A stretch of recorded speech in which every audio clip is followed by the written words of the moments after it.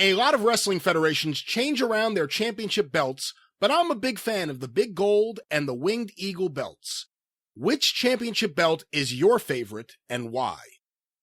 In history, or just in one company, or what? Where should we go with history? In history, my favorite world championship belt, and one that I wanted to have the first Ring of Honor under Sinclair Broadcasting championship belt made in the likeness of, until I found out how much it would fucking cost because of the jeweler having to do the diamond work even if you use fake diamonds, was Thesz's belt in the 50s.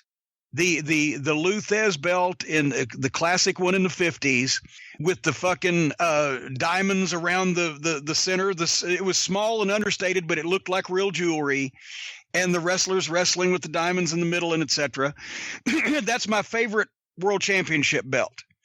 My favorite territory belt for sentimental reasons is the old Southern Junior Heavyweight Championship belt that they used in Nick Goulas's territory from 1952 until 1976 that had Dave Milliken has actually done a replica that looks, I'm sure, even better than the thing did when it was brand new in 1952. But the reason I liked it is not only because that was the first championship belt I grew up seeing, and no other belt has ever looked like this. They got somebody to make this from scratch in Alabama, I think is where the tournament was. And it had the square silver plates and a big square silver plate in the middle, but it had an old-timey look. But what they did was they engraved the names of every time there was a title change from, who was it? Mark James will kill me for not being able to quote who won the tournament in Birmingham in 1952. And I've actually held this in my hand to see it.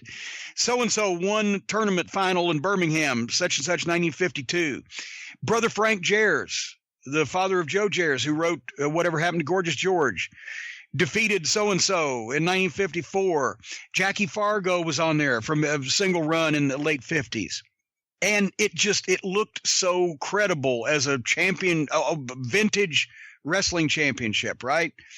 As far as a territory belt modern, the NWA World Tag Title belts that Crockett used, that the Midnight Express won first in 1986, were my favorite belts that we ever held. Of all the Mid-South, World Class, other NWA, WCW, whatever. And the goddamn it, they were so old. They were the old Nikita Malkovich, late 60s, early 70s, really heavy, thick. I mean, the leather was double thick and the plates were really heavy. They each belt weighed about probably 10 or 15 pounds. So when I carried them on my bag, that's why today permanently one of my shoulders is lower than the other one, from having a suit bag on one shoulder and carrying those heavy belts and the rest of shit in my other bag through airports.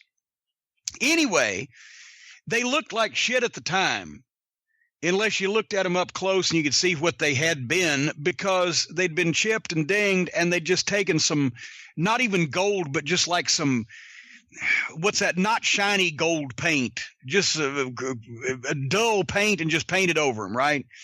And as soon as we lost them to the Rock and Roll turned around and lost them to goddamn Manny and Bull. And right then they had Klondike Bill take them out and redo them. And they had a shiny silver plates with gold eagles on the front instead of all that old paint.